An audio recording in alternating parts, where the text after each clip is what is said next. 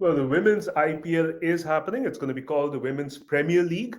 The auction was held today. We've identified the five groups that will own these five teams, a total of 4,669.99 crore rupees, which comes to roughly $572.78 million, have been spent to acquire these teams. The nitty-gritties, player auction, all that will happen over the next few days. For now, Nagaraj Kolhapuri and Firdaus Moonda with me. Naga, I'll start with you. Make sense of the numbers. These are they huge numbers? They might not compare to men's cricket, but it seems fairly substantial.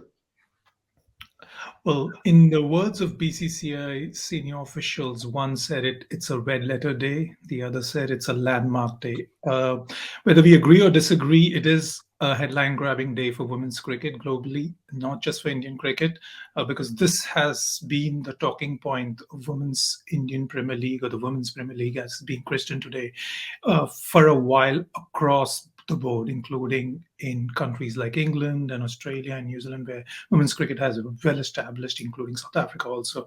So, but look at the numbers. The numbers are in a way staggering. If you look at the most expensive franchise has been sold for something like 1,200 plus crores. The least expensive team comes to around 757 crores. So, do these numbers add up? No one knows, really, no one knows. Only because people, I look at this, the Women's Premier League, more as, and I hope people don't disagree, is like a startup, right? They're looking, even the franchises are looking at this tournament as a startup, and they've bet big money on it. Where are the returns? No one knows.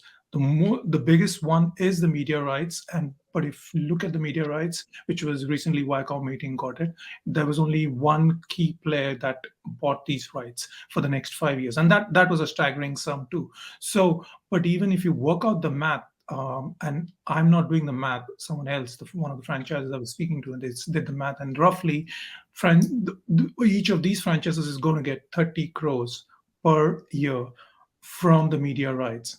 Add to that a little bit of sponsorship or something. Does that add up? Like for an Adani who is investing nearly 130 crores per year into the season, does that add up? It doesn't. But we don't know. This is more like, I feel, venture capitalists who have invested and who believe that this brand will grow in not 5, but maybe after 10 years, and we are willing to take the hit. Firdaus, what Naga said and ended with brings me to the question I had planned for you. Not the numbers. I won't throw those at you.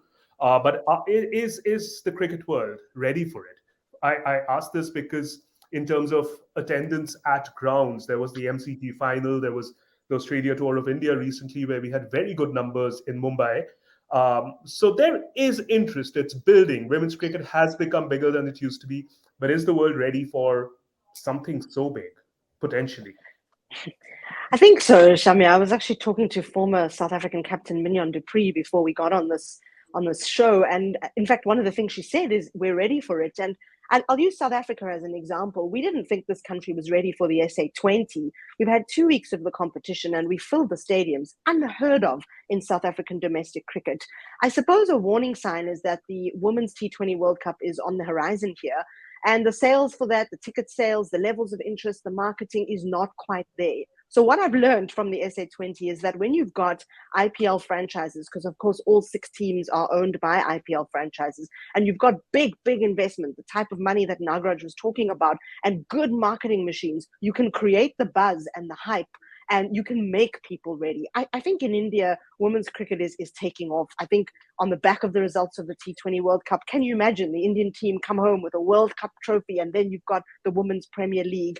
It would be something like what 2007 did for the men's IPL. So I think if anywhere's ready, India's ready. And I think with the way that women's sport is exploding, we've had a Rugby World Cup last year, we've got a Netball World Cup this year, a Football World Cup this year. Women's sport is everywhere. So women are ready and India's ready.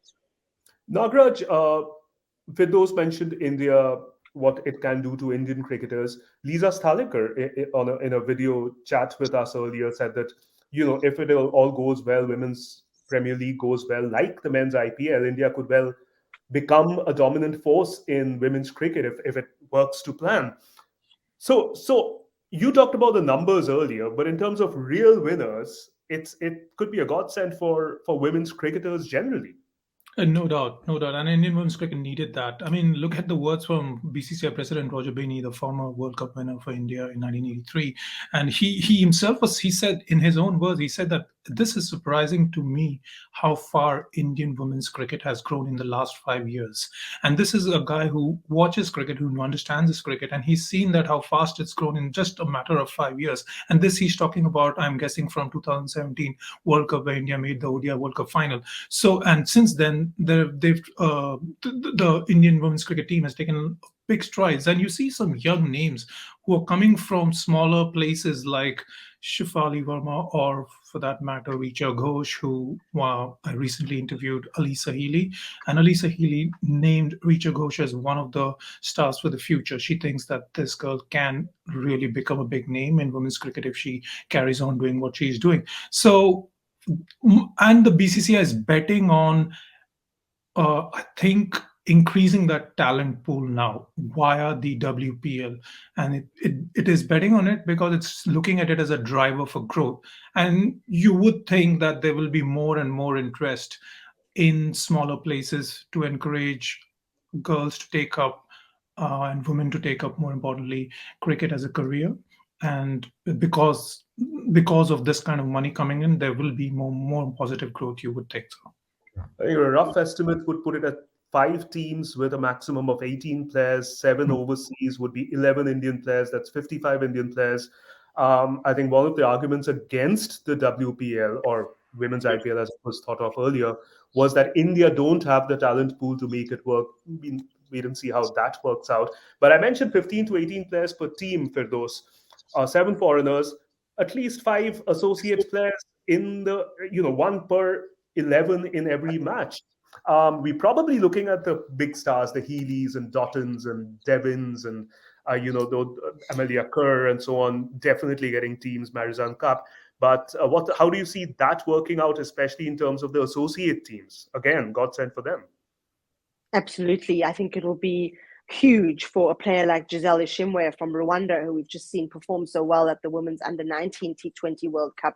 There are going to be players from Scotland involved, Thailand, who we know made a lot of headlines and were really around when they qualified for the T20 World Cup a couple of years ago. So it's not a big group of players, 5 players, not that many lives are going to change, but it's 5 lives that will change in a big way.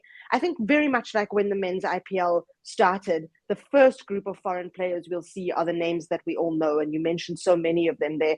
And then as teams work things out, as we see the stats and the tactics and the numbers really getting down to nitty-gritty, we will see things change. We might see names we don't know so well. We might see huge opportunities provided for overseas players who've just caught someone's eye somewhere along the line. Donovan Ferreira comes to mind, for example, and picked up a big deal at the SA20 and the IPL. So that may happen a few years down the line, but very importantly, as you've mentioned, for the depth of Indian cricket, and it's something we speak about in the women's game all around the world, because a lot of them have a very good international structure, and then it just sort of falls off a cliff from there. So for the depth of Indian cricket, for unearthing players, for developing players, this is a game changer. This is what women's cricket wants. And I think, to just clarify that point quickly, it's like I just feel that unlike the IPL in 2008, when the advantage there the men's IPL had was there was established stars, both old and young, and they were still around. You take the names of Tendulkar and Sehwag and Dravid and etc., and overseas players also. So that's why that brand IPL became an immediate brand, and people would easily talk about. For women's Premier League, the challenge, and I think that's where the onus is on the overseas players as well as some of these Indian names, is to kind of create that brand awareness. And this is what the BCCI is saying, that they've set themselves the challenge that they need to create a brand that is really, really good. And that's when, the moment you create that this is a highly competitive brand, I think the rest of it will take care of itself. Thank you.